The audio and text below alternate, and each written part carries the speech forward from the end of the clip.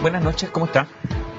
Es profesora, es militante del Partido Comunista de los 15 años, colaboradora de Jaime Gajardo, dicen que amiga también, se lo vamos a preguntar si es amiga de Jaime Gajardo, fue candidata a diputada por la sexta región, defenestró a Arturo Martínez después de 12 años en la presidencia de la CUT. Esta noche conversamos con Bárbara Figueroa, la nueva presidenta de la CUT. ¿Cómo está? Buenas noches. Hola, buenas noches, Tomás. Muchas gracias por la invitación. ¿Lo defenestró? Efectivamente, así fue. Hicimos un proceso, yo diría. Aquí es evidente, ¿no?, que tras 12 años de conducción de Arturo Martínez tiene un impacto muy fuerte la renovación, la posibilidad de una nueva conducción, pero yo diría que aquí lo que se instauró es el esfuerzo por un proyecto que revitalice el rol de los trabajadores. Yo diría que eso es lo más significativo del proceso que se ha generado. Usted es profesora, está acostumbrada a colocar notas.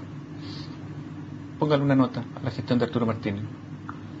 Yo diría que si uno lo hiciera en torno a los 3 periodos, un 5. Si uno tuviera que evaluar el último periodo, yo creo que un 4 es generoso. ¿Aprueba?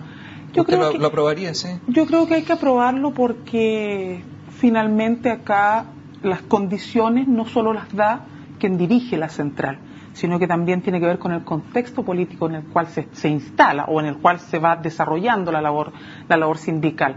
Creo que no sería justo con la realidad nacional solo suponer que el costo, las dificultades del movimiento o de la organización de trabajadores y trabajadoras en Chile pasa única y exclusivamente por quien presida la central, sino que también tiene que ver con las condiciones y los gobiernos que tenemos. Eso no es un dato anecdótico, digamos. ¿Qué significa para usted la confianza? El valor de la confianza. Yo diría que la confianza uno la tiene que entender como la capacidad de que no solo se refleje en lo que tú transmites, los contenidos importantes, digamos, ese sentido de identidad con lo que tú estás planteando, sino que también una actitud consecuente con aquel discurso. ¿Usted cree ser confiable? Nosotros construimos para ello, para que el movimiento sindical confíe nuevamente en la central, no solo en su presidenta, sino que en su institución, que es principalmente lo que hoy día uno puede considerar que se encuentra deslegitimado. Le hago esta pregunta porque los chilenos no creen en los sindicatos. Entonces, resulta que notablemente los carabineros tienen una confianza muchísimo más alta que los sindicatos. También las Fuerzas Armadas, con toda la historia que tuvieron en la historia política de nuestro país en los últimos años, están en el top, junto con los carabineros, después las Fuerzas Armadas, después las radios, después, en fin, la iglesia, después los diarios, después la televisión, después los evangélicos, después los municipios, después el gobierno, después los sindicatos, y ¿sabe? En empate con los empresarios. Cuénteme qué le pasa a usted con eso, que las Fuerzas Armadas, los carabineros estén por allá y los sindicatos acá. Mira, yo creo que ahí hay cosas que uno tiene que distinguir. O si uno tiene que pronunciarse sobre estas cosas, no solo yo las leo en función de cómo nosotros hemos desarrollado la labor sindical, porque no es el único factor para que alguien le dé validez al instrumento, porque la sindicalización, la capacidad de organizarse es un instrumento. No solo pasa que tú valides ese instrumento por las conducciones, sino que también por las condiciones o esa institucionalidad laboral que te rige. Y en Chile, efectivamente, es difícil poder, no sé si confiar, pero darle un mayor realce al sindicalismo, si es que todas las leyes que tú tienes hoy día son leyes de amarre. El Código Laboral, por ejemplo, es una ley de amarre de José Piñera, donde la negociación colectiva está muy restringida, donde la huelga se enmarca solo dentro de los procesos de negociación colectiva, donde los trabajadores pueden descolgarse de los procesos de negociación que llevan sus sindicatos sin dar aviso previo, donde el empleador tiene posibilidad de reemplazar a los trabajadores, donde si tú hacemos una huelga o asumes, por ejemplo, la constitución de un sindicato, corren listas negras, hay despidos inmediatos dentro de la empresa privada. Entonces, en esas condiciones yo creo que efectivamente es difícil creer en la fuerza de los trabajadores organizados. Porque no tienes las condiciones. Yo me da culpa porque sí, está bien, las condiciones externas, el ambiente, como se dice, pero ¿y el mea culpa no existe? No, ¿algo? Sí existe, sí existe. O sea, porque leo acá El tongo de Arturo Martínez y Bárbara Figueroa. Reproducción de la democracia de los acuerdos. Aún no se sabe quiénes son los elegidos. Le dieron la espalda a los trabajadores. Una vergüenza nacional ocurrió en la CUT. Twitter, ¿de quién? ¿De quién? De mi compañero de lista, que hoy día está trabajando con nosotros de manera muy comprometida en el Ejecutivo de la Central. De su compañero de lista, comunista sí, también. Efectivamente. Entonces, el tongo, yo digo, bueno... Sí, pero eso, mira, eso uno tiene que entenderlo en los marcos y pero ¿cómo yo diría, mira... ¿Cómo vamos a tener que entender todo? Lo que dice uno, lo que dice el otro. Habrá que alguien hacerse responsable de lo que dice, ¿no? No, sin duda, y es Cristian que tendrá que hacerse responsable de sus palabras, no pero yo. Pero yo sí puedo decir algo muy concreto. Y es que hoy día Cristian Cuevas es parte del Ejecutivo de la Central, está absolutamente comprometido con esta conducción y ese es el dato concreto de realidad con el que yo estoy trabajando hoy día. ¿Qué ocurrió en ese momento? Yo evidentemente no comparto el tono de cómo Cristian lo expresó, pero era legítimo por parte de Cristian, y no solamente él, sino que otros sectores que plantearon que aquí no correspondía el reconocimiento de otras listas respecto a una nueva conducción o de una lista ganadora, porque faltaba el proceso de elección en Rancagua, en Coyhaique, y eso yo entiendo que está dentro de los marcos de la legítima diferencia y los tonos que tú tienes dentro del marco de una elección. Hablar de tongo, no, a ver. Sí, pero yo insisto, eso es algo que hay que preguntarle a Cristian. Yo no soy la vocera de Cristian. Yo lo que tengo absolutamente claro, pero lo que yo te puedo decir es que yo hoy día estoy trabajando con Cristian absolutamente comprometido en esta conducción. No hay un ápice de duda, ni en Cristian, ni en la CTC, con quien yo me reuní luego de la elección, cerrado el proceso Rancagua y Coyhaique, que dimos de hecho una conferencia de prensa, donde aclaramos esta situación y dejamos claro y sentado que aquí estamos trabajando en unidad, que eso era lo que iba a fortalecer al movimiento sindical y que hoy día ellos todos se ponían detrás de quien asumía la presidencia de la que es importante, la confusión sí, es sin importante, sin y duda. reclamó y no pudo participar, dijo que enviaron el padrón, no pasó nada antes que el colegio de profesores y no pudieron participar. Y dicen que no hay democracia. Entonces dicen, bueno, es que hay que estar al día en las cuotas. En fin, y se dice que incluso hay sindicatos que tienen inflada la cantidad de socios activos. ¿Sí o no? Sí, y eso es parte del debate. Pero hay que responder más allá del debate, hay que responder a eso. Pero fíjate, es que cuidado, o sea, una cosa es que yo pueda hacer el debate con las organizaciones y que tengo toda la disposición, y hoy día estamos en una ronda de conversación con todos los sectores, pero esas son discusiones que yo doy en mi casa, no son discusiones que yo voy a estar dando por la prensa. Distinto es, o sea, que no tienen los chilenos derecho, la persona que está mirando este programa, derecho a que usted conteste estas preguntas más allá de la discusión secreta en la casa. Es que si tú me preguntas y tú me dices cuál es su opinión, yo lo que digo es, yo desdramatizo estas situaciones. Que tengamos tensiones dentro del movimiento sindical, a mí no me parece extraño. Que tengamos críticas, yo insisto, yo no comparto el tono de esas críticas. A mí no me parece que sea la forma, pero yo no soy quien para estar juzgando cómo tienen que hablar el resto de las organizaciones. Eso no es mi labor, yo no soy un juez ni soy, un mesías dentro de la CUT que va a venir a decir quién lo hace bien y quién lo hace mal. Esa no es mi función. Mi función es construir movimiento sindical unido y fortalecido. Si no, las críticas se contestan y no más que contestarlas. Yo creo que ese debate lo damos, pero lo damos con las organizaciones. ¿Pero no se puede dar un debate frente al país? Yo creo que ese debate uno lo tiene que dar, pero ¿cuál es la prioridad hoy día? ¿Por qué como encerrado en cuatro paredes? Pero no mira, frente a Chile. Qué bueno que tú lo digas con esas palabras, porque ¿qué es lo que tuvimos en la CUT hasta ahora? ¿Y qué fue lo que se agotó de la CUT? ¿Por qué la CUT no tenía visibilidad? Porque la CUT estaba enfrascada en estos debates que tú me estás planteando ahora. Pero son importantes. Cuando una organización como la Confusam dice que no puede participar en una elección, sí, pero ¿cómo no va a ser importante? Mira, Tomás, lo que yo te estoy tratando de plantear es lo siguiente. No es que esos debates no se tengan que dar, yo creo que hay que darlo. De hecho, yo creo que aquí la crítica es sana dentro de la organización. A mí no me parece que tampoco uno tenga que, por eso, decir estamos en una crisis. No, es parte de la vida de una organización. Es parte de un país que está en movimiento y cambiando, que también las organizaciones vivamos tensiones y eso a nadie debiera asustar. Lo que sí tengo muy claro es que precisamente ese debate internista, ese debate centrado única y exclusivamente en la vida interna de la central, es lo que no tenía ya agotado, es lo que tenía encapsulado el movimiento sindical. ¿Y qué es lo que requiere hoy día el movimiento sindical? Perdona que me tome un tiempo en esto, pero ¿qué es lo que requiere hoy día el movimiento sindical? Requiere que la agenda laboral de los trabajadores esté sobre la mesa, requiere que nosotros seamos capaces de interlocutar con los gobiernos, con el Parlamento, con los distintos actores respecto de cuáles son las grandes demandas de los trabajadores. Todos estos otros temas hay que abordarlos y con profundidad, porque aquí necesitamos una organización más democrática, más representativa, con más participación, pero esos debates los damos dentro del movimiento sindical en primer lugar. ¿Por qué? No porque no pueda conocerlo la ciudadanía, así que no hay nada que esconder, pero ¿qué es lo prioritario hoy día? Poner a la CUT a la cabeza no solo de los debates nacionales, que también nos interesa incidir en el debate político nacional, sino que también poner las demandas de los trabajadores sobre la mesa. Y a mí no me ayuda poner o no me va a generar el proceso que yo espero construir en la CUT, hacerme cargo hoy día solo de este otro debate, porque eso es volver a meterme para adentro, eso es volver a transformar en la CUT en un espacio de cacería de brujas, donde poco o nada ganan los trabajadores. Si tú me preguntas, y mira, piénsalo del otro lado. Pero pienso en un trabajador de la Confusam que no pudo participar. Para él es muy importante.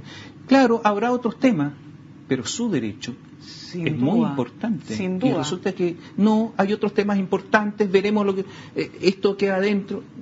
¿Qué pasa con sin duda que eso es importante. De hecho, hay asociaciones bases de la Confusam que participaron en la elección y tenemos dirigentes electos de la Confusam en las CUT provinciales. ¿Y los que no pudieron participar? No, yo te lo aclaro porque aquí da la sensación de que no participó nadie de la Confusam, sí participaron. Y el otro debate está siendo hoy día materia de la presentación que hizo la Confusam a tribunales, y también parte del debate que estamos dando con las estructuras a nivel nacional. De hecho, yo te quiero decir más, la Confusam tuvo un encuentro donde hicieron un gran debate sobre este punto, y también hubo crítica respecto del tono que estaba adquiriendo, no porque no corresponda hacer la crítica, sino que por el tono que estaban adquiriendo las declaraciones. Y eso fue parte del debate de la Confusam, y yo me hago parte también de ello. Pero insisto, uno tiene que respetar también en esto de el resguardo de la autonomía del movimiento sindical. Uno también tiene que ser capaz de distinguir dónde está el punto donde nosotros hacemos la arremetida, la ofensiva con los temas de la agenda de los trabajadores, y dónde está aquello que hacemos la inflexión, la reflexión interna para dar nuestros debates. No es que aquí nada se tiene que esconder, si no tenemos nada que esconder. Y de hecho esta conducción no tiene nada que esconder porque no es la responsable de que la Confusam no haya participado. Si tú me preguntas hoy día, en todo caso, yo creo que hay que resolver a la brevedad esos temas para que efectivamente haya confianza y credibilidad. Tenemos que hacer un acto, dejo una pregunta planteada. ¿Van a revisar las cuentas de Arturo Martínez? Volvemos en un instante.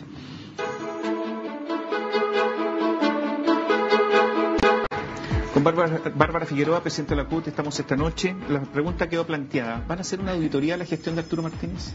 En esta primera instancia lo que estamos haciendo es, y eso fue por suerte una definición del Ejecutivo, un informe financiero y administrativo y patrimonial de la central. Eso como una forma también de que la nueva conducción pueda recibir... Es un informe, pero no una auditoría. No una auditoría, y yo creo que todo... Es que primero tienes que tener el informe. El informe te va a dar una panorámica y sobre eso tendría que haber una definición del Consejo Directivo. Si es que se requiere más antecedentes, si es que aquí se considera que hay que garantizar mayor transparencia, evidentemente que nosotros vamos a estar en la disposición de hacerlo otro. Nosotros 160 y... No, la lista sacó más de 400, 800 y tantos. Mira, en este momento pero eso en general, la votación general. Sí, estoy hablando de ustedes, no ustedes. La lista de ustedes. La lista de nosotros. Sacó sobre 300.000 votos. Arturo Martínez sacó... tuvo muchos votos. Bastante cerca de ustedes, tengo la cifra para nosotros sacamos el 44% de la votación más o menos, ellos sacaron entre el 41 y 42%. Exactamente, estuvo ahí. Estuvo relativamente por lo tanto, cerca la votación. Los obliga a convivir, los obliga a respetarse, a mirarse, a no atacarse mucho, porque tiene muchos votos. O sea, tampoco la auditoría puede resultar una cosa terrible, porque resulta que representa mucho. Yo no lo plantearía así. Yo creo que aquí además no solamente somos dos sectores los que estamos incorporados, hay también la lista A, que fue encabezada por Norberto Díaz, que también hoy día es parte de la conducción, que tiene la vicepresidencia. O sea, aquí no solo convive la lista del Partido Comunista Independiente y la lista del Partido Socialista, están todos los sectores representados, hasta el Partido Radical hoy día. Eso es bueno y eso es sano para la organización también, que quede explicitado, que se conozca. Y yo diría que aquí no es que uno tenga que hacer resguardos para construir mayoría. Lo que uno tiene que hacer es, ¿qué es lo que tiene que priorizar? Que las cosas se hagan bien, en forma, y que no se transforme eso en un eslogan, en un gran panfleto, ¿qué es lo que necesitamos nosotros? Tener todos los antecedentes sobre la mesa y la mayor transparencia para poder asumir esta conducción. Pues de lo contrario es medio difícil que tú puedas decir, bueno, ¿de qué me hago cargo de aquí para adelante? Si no tienes esos elementos es bien difícil. Pero yo insisto, yo confío en la madurez también de nuestros consejeros, de nuestros 60 consejeros electos, y creo que ese informe debe ser presentado a ellos. Nosotros el 12 de octubre tenemos una jornada de trabajo nacional para definir el plan de acción hasta el próximo año. Y en ese marco tendría que entregarse este informe financiero y patrimonial de la central, y si aún así se requieren más antecedentes, habrá que ver todas las medidas correspondientes. Yo en eso no tengo ninguna complicación. ¿Qué país admira usted como modelo económico, social? ¿Qué le gusta? A mí me gustan países donde exista real justicia social. Esa es una bandera no solo personal, sino que además es una bandera asumida desde mucho tiempo por la central. ¿Pero qué país? Yo creo que es complejo cuando uno se pronuncia respecto de los modelos de otros países. ¿Por qué? Porque se tiende a estigmatizar y con eso se juega mucho hoy día en política. Y yo creo que más que eso, lo que tú necesitas es avanzar en construcciones propias. Y yo, ¿sabes por qué te lo digo? Siempre hay modelo. Siempre hay referentes evidentes, pero cuidado, la historia nacional en nuestro país y la historia de los partidos progresistas en nuestro país da cuenta de que los proyectos que se han construido en Chile de transformaciones sociales son bastante nacionales, tienen bastante sentido de identidad, y es una cuestión que yo la recalco siempre, porque si no lo otro es jugar a la caricatura. Es decir, usted admira a Cuba, sí, entonces usted quiere que se construya ese modelo. No. Yo con ese tipo de juego creo que... No es un juego, pero a ver, los socialdemócratas, los socialdemócratas miran normalmente a los suecos. Normalmente, pero por dicen, ejemplo, los liberales les gusta mirar a Estados Unidos, y eso, por Dios, que ha influido en Chile, ha tenido una influencia brutal. Si tú me preguntas, y en Chile el Frente Popular miraba a Europa en ese tiempo, los Frentes Populares. Sí. Y eso ocurrió. Entonces, es legítima la pregunta, ¿en qué se fijan? ¿En quiénes se fijan? Más que en quiénes se fijan, uno podría decir dónde hay experiencias interesantes. A mí me parece que es interesante la experiencia de Bolivia, sin duda que me parece muy destacable la experiencia de Cuba, sin duda, sobre todo porque yo provengo del mundo de la educación, y en ese plano hay desarrollo que yo creo que en ningún otro lado en términos de la concepción del proceso educativo y de procesos educativos además muy, entre comillas, efectivo, que es una cosa no menor en términos del desarrollo social y otros factores. Me parece interesante lo que ocurre en Argentina, me parece muy interesante Brasil. O sea, uno mira... Argentina y Brasil están en las antípodas. Yo no diría que están tan en las antípodas. Las relaciones entre ellos además son horribles. No, bueno, pero tú me estás preguntando... No, económicas. Tú me estás preguntando... Porque los modelos están chocando. Pero tú me estás preguntando qué es lo que uno mira, y yo considero interesantes esos procesos. Los considero interesantes y creo que son dignos de atender. China. Ecuador me parece interesante también. Yo no conozco mucho de la experiencia china, por lo tanto ahí también a mí me gusta ser prudente también en los comentarios, y creo que para eso uno tiene que manejar mucha información. Ahora, la cuota ha tenido sí relación con las centrales, así que en eso... No soy lo mismo que Evelyn Matei porque tenemos diferencia de clase. Volvemos en un instante.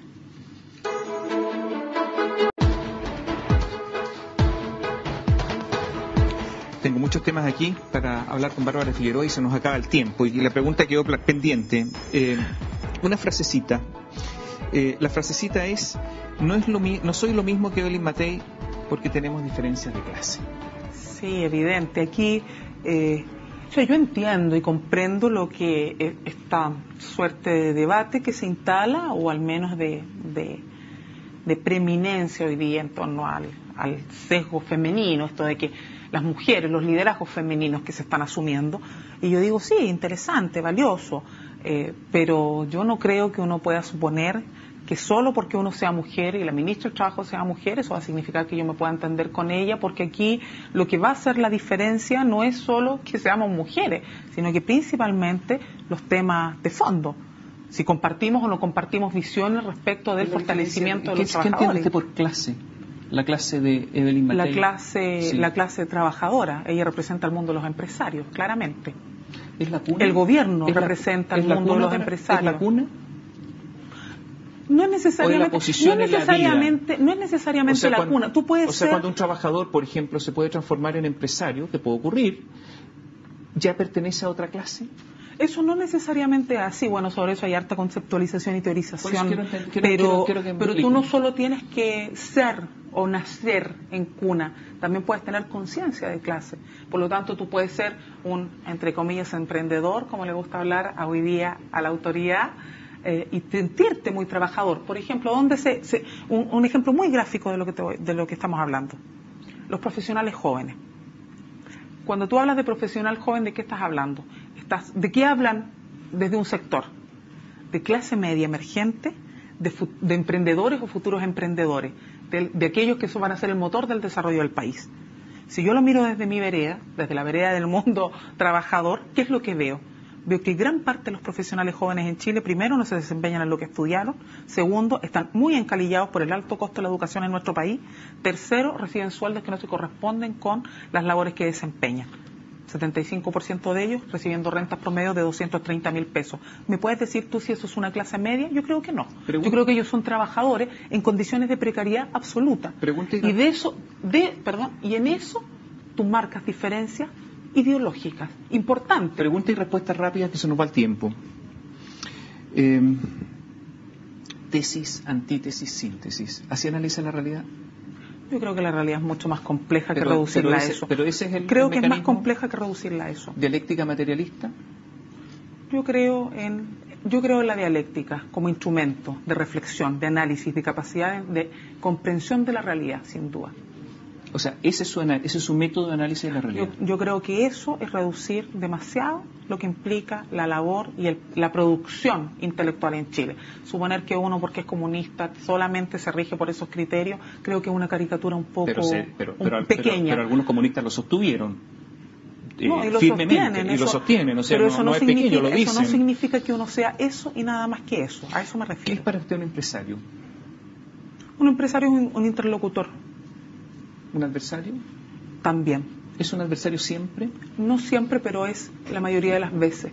Sobre todo porque ocupa un lugar dentro de la producción distinto al que ocupa el trabajador y tiene una fuerza para imponerse que el trabajador no tiene o que se le niega, como el derecho a huelga, por ejemplo. ¿Considera todos los empresarios iguales? No creo que todos sean iguales. ¿El de San Miguel con el gran empresario?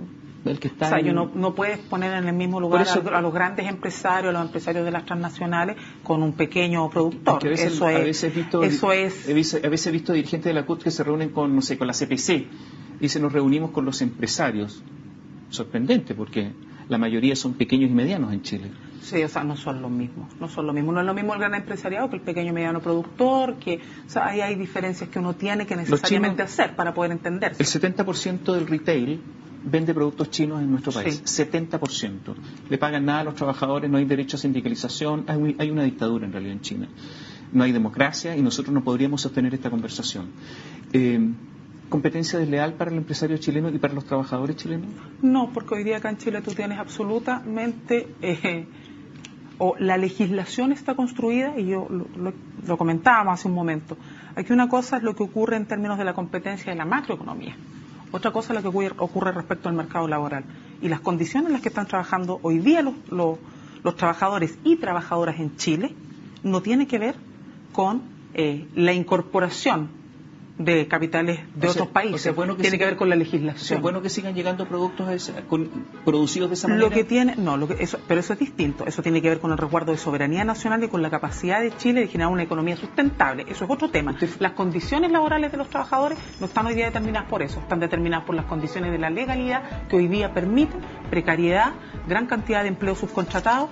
Se habla de 688.000 empleos que están en las peores condiciones de trabajo, gran parte de ellos mujeres, que hoy día, si tú lo revisas, solo un dato, que no tiene que ver con los capitales extranjeros, si tú revisas hoy día, último informe de la Superintendencia de Pensiones, ¿por cuánto están cotizando en los últimos 12 meses los varones incorporados al sistema? 310.000 pesos. ¿Por cuánto están cotizando las mujeres? 194.000 pesos. Esas desigualdades en la renta, esa desigualdad social, esa inequidad, no tiene que ver con la incorporación de capitales extranjeros, tiene que ver con la legislación nacional, que no protege o que no genera empleo protegido, sino que promueve el empleo en cualquier condición. Podríamos seguir preguntando y conversando este mismo tema, se nos fue el tiempo, me habría gustado preguntarle si le gusta fumar opio. Como dijo Camilo Escalona. Creo que hay que dar todos los debates, no hay que negarse a dar esos debates. Se nos fue el tiempo. Eso sí. Gracias por estar con nosotros. Bárbara Figueroa es la presidenta de la CUT, nos acompaña esta noche. Buenas noches.